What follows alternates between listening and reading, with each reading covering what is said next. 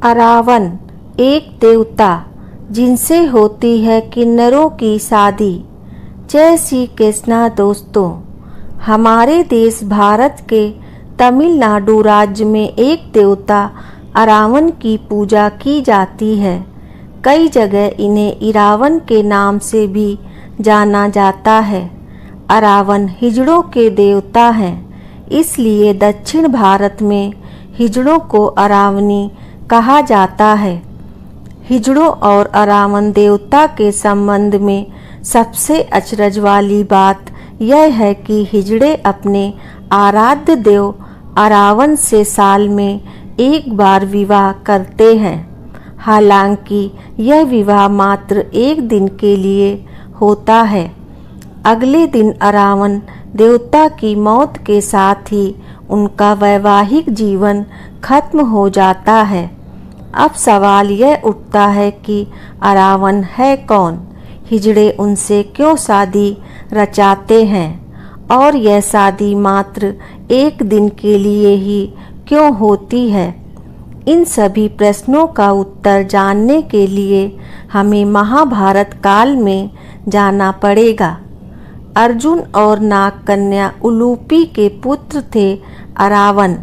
महाभारत की कथा के अनुसार एक बार अर्जुन को द्रौपदी से शादी की एक शर्त के उल्लंघन के कारण इंद्रप्रस्थ से निष्कासित करके 1 साल की तीर्थ यात्रा पर भेजा जाता है। वहां से निकलने के बाद अर्जुन उत्तर पूर्व भारत में जाते हैं, जहां पर उनकी मुलाकात एक विधवा नाग राजकुमारी उलूपी से होती है। दोनों को एक दूसरे से प्यार हो जाता है और दोनों विवाह कर लेते हैं। विवाह के कुछ समय पश्चात उलूपी एक पुत्र को जन्म देती है, जिसका नाम अरावन रखा जाता है। पुत्र जन्म के पश्चात अर्जुन उन दोनों को वहीं छोड़कर अपनी आगे की यात्रा पर निकल जाते हैं। अरावन नागलोक में अपनी माँ के साथ ही रहता है। युवा होने पर वो नागलोक छोड़कर अपने पिता के पास आता है। तब कुरुक्षेत्र में महाभारत का युद्ध चल रहा होता है, इसलिए अर्जुन उसे युद्ध करने के लिए रणभूमि में भेज देते हैं। महाभारत युद्ध में दी थी स्वयं की बलि। महाभारत युद्ध में एक ऐसा समय आता है जब पांडवों को अपनी जीत के लिए मां काली के चरणों में स्वैच्छिक नरबलि हेतु एक राजकुमार की जरूरत पड़ती है। जब कोई भी राजकुमार आगे नहीं आता है तो अरावन खुद को स्वैच्छिक नरबलि हेतु प्रस्तुत करता है, लेकिन वो शर्त रखता है कि वो अविवाहित नहीं मरेगा। इस शर्त के कारण बड़ा संकट उत्पन्न हो जाता है, क्योंकि कोई भी राजा यह जानते हुए कि अगले दिन उसकी बेटी विधवा हो जाएगी, अरावन से अपनी बेटी की शादी के लिए तैयार नहीं होता है। जब कोई रास्ता नहीं बचता है तो भगवान श्री कृष्ण स्वयं को मोहिनी रूप में बदलकर अरावन से शादी करते हैं। अगले दिन अरावन स्वयं अपने हाथों से अपना शीश मां काली के चरणों में अर्पित करता है। अरावन की मृत्यु के पश्चात श्री कृष्ण उसी मोहिनी रूप में काफी देर तक उसकी मृत्यु का विलाप भी करते हैं।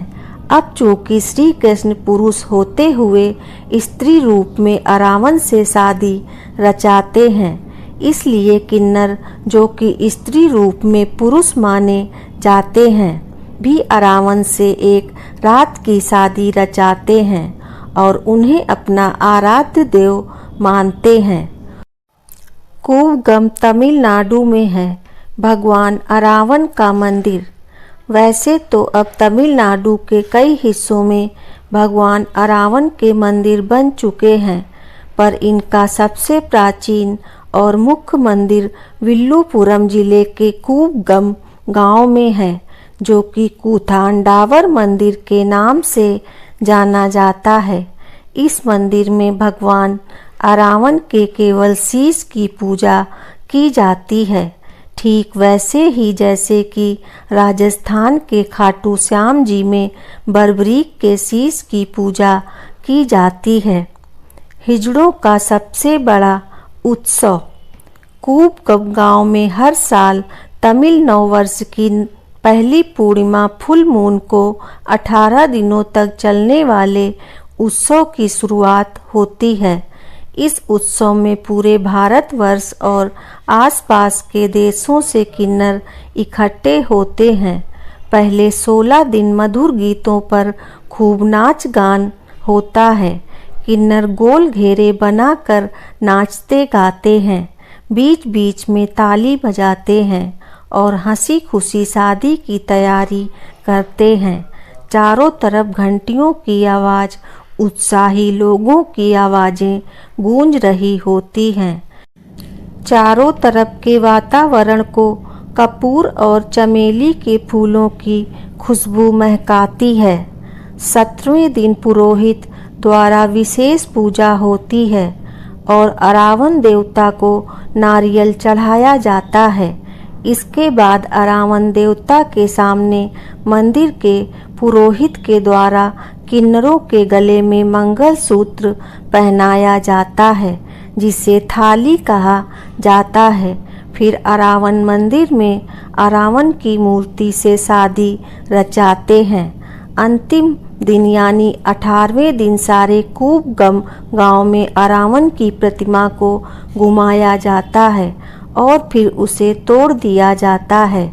इसके बाद दुल्हन बने किन्नर अपना मंगलसूत्र तोड़ देते हैं, साथ ही चेहरे पर किए सारे श्रृंगार को मिटा देते हैं और सफ़ेद कपड़े पहन लेते हैं और जोर जोर से छाती पीटते हैं और खूब रोते हैं, जिसे देखकर वहाँ मौजूद लोगों की आंखें भी नम हो जाती हैं और उसके बाद अरावण उत्सव खत्म हो जाता है और अगले साल की पहली पूर्णिमा पर फिर से मिलने का वादा करके लोगों का अपने अपने घर को जाने का कार्यक्रम शुरू हो जाता है।